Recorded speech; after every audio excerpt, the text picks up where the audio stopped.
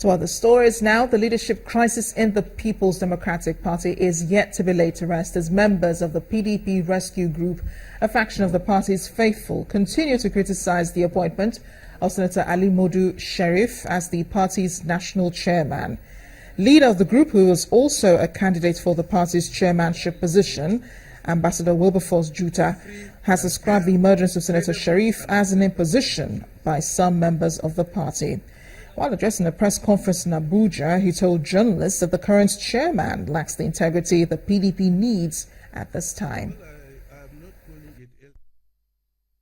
Ladies and gentlemen of the press, with last week's appointment of His Excellency Senator Ali Modu Sheriff as the national chairman of our great party, opinions and perceptions spread all over the place. The manner of Senator Sheriff's emergence had unleashed unnecessary controversy within the party and beyond. We assert that there cannot be any shortcut to the truth. Part of the derailment from the values of our party over the years is the elevation of imposition over internal democracy, as happened in the present appointment of the national chairman. Many party faithful do not see in Senator Sheriff a model of impeccable integrity that the PDP badly needs to lead it at this critical moment. Consequently, the PDP rescue group states as follows. 1. That we are upset by the decision of the National Executive Committee of the party in appointing Senator Ali Modu Sheriff as the new national chairman of the party. We are convinced that this decision by the NEC is against the will and wish of the generality of faithful members. Ambassador Wilberforce Juta, one of the candidates for the PDP's chairmanship position. The Nasarawa State chapter of the Nigeria Labour Congress has suspended its 3-week-old strike action after reaching an agreement with the state government.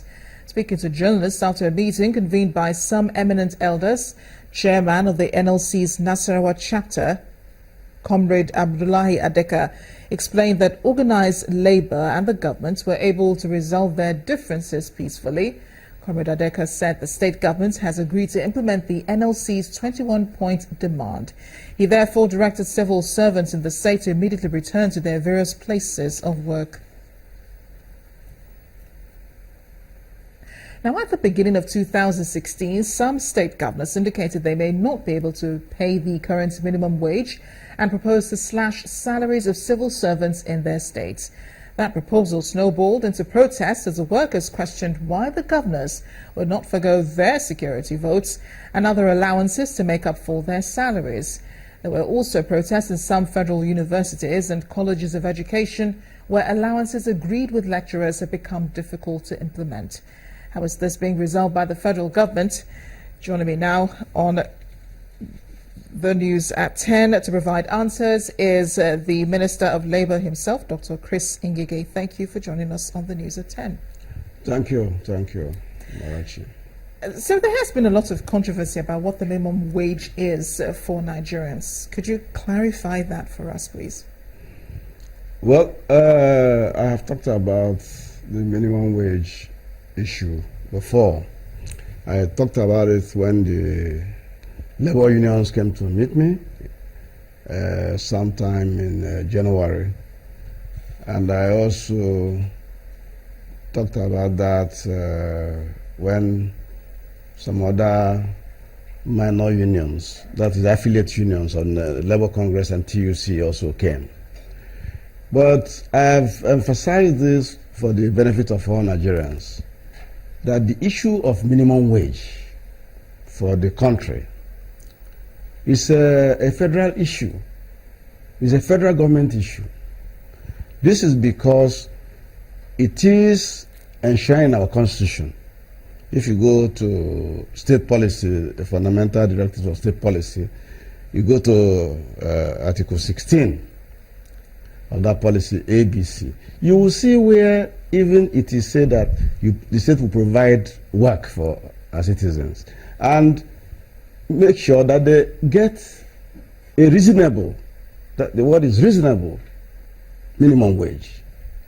So, is there a figure? Yes, there is a figure. Okay. There's a figure that was produced in 2010 as a result of a tripartite negotiation, which is what is recognized in the labor industry. That would be the 18,000 naira minimum. It's 18,000 minimum. Okay. But that 18,000 does not mean that you cannot pay 25,000 if you have the means or the resources. Okay. It doesn't also mean you cannot pay 30,000 minimum. That is the lowest wage anybody can earn in your state. It doesn't mean that. What it means is that don't go below this so that it could be reasonable. And that was a product of tripartite negotiation.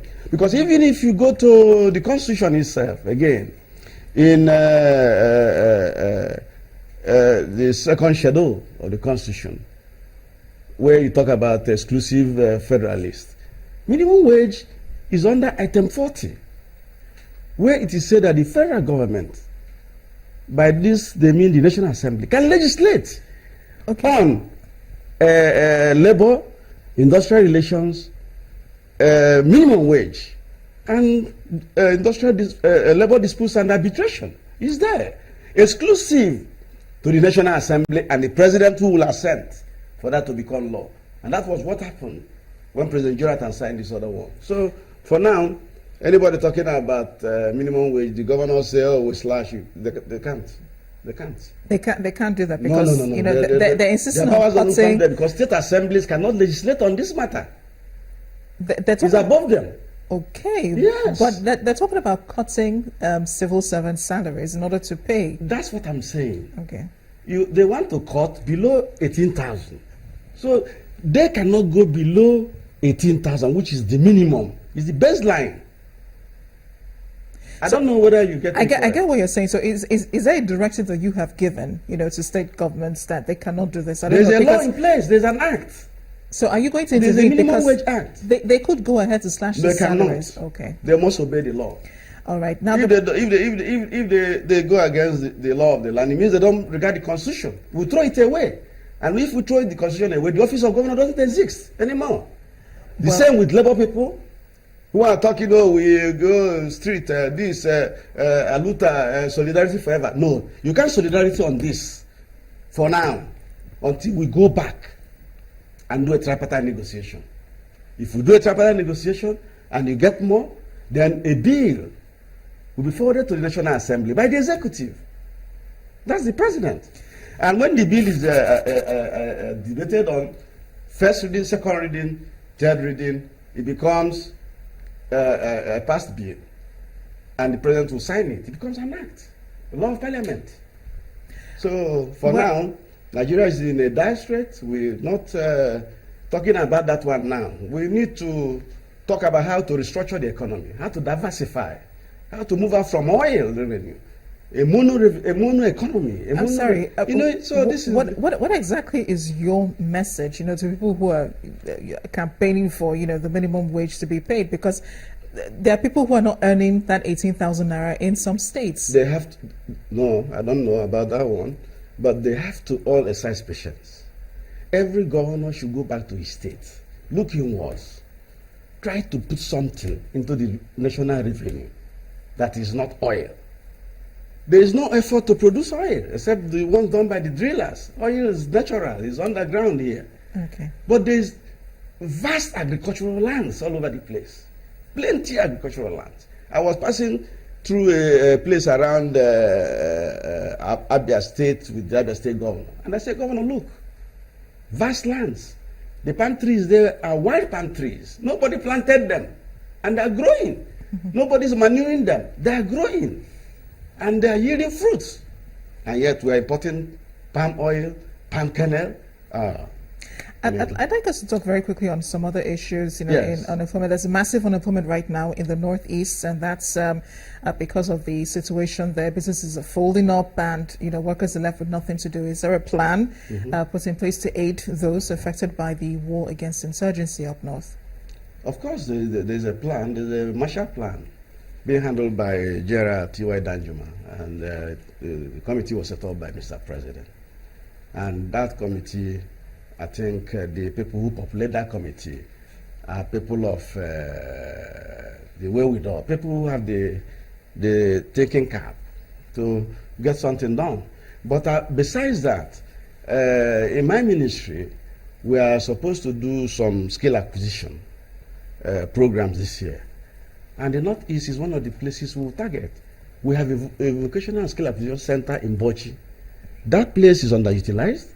It can train people in various skills: bricklaying, tiling, making of POPs, carpentry, dressmaking. And we certify them and give them the formal city and gate certificates, which we now call trade test certificates. We have trade test certificate 1, we have 2, we have 3. So our Bachi Center, we are going to even expand it this year so that we can take at least 4,000 persons per cycle of training. And we have no doubt that if we can do 2-3 cycles in a year, we'll give people skills so that they can go and earn some living with their hands. We'll stop importing Togolese and Beninese here to come and do POP, painting, tiling. They say, oh, they're the best, they're the experts. We have some people that are good here. Yeah. But the point is that there's a bad, I don't know, how do we say it now? The people with trades are not recognized here. And this is why we want to certify them now. Because that certification was even there with the British. We want to let people know about it. So that even if you're a contractor, you look for those who have a certification. There's such a center in Enugu. There's one in Lagos here. Lagos can do 4,000-5,000. There's one in Warri. There's one in Calabar. There's one in Kano. So we need to actually go back there. The era of white-collar job is no longer fashionable. We got to make people pay you in hours for using your hands, even if you're a graduate. And Dr. Christine Gige, thank you so much for joining us tonight. Thank you. I really appreciate you your being with us here on the News at 10. Thank you.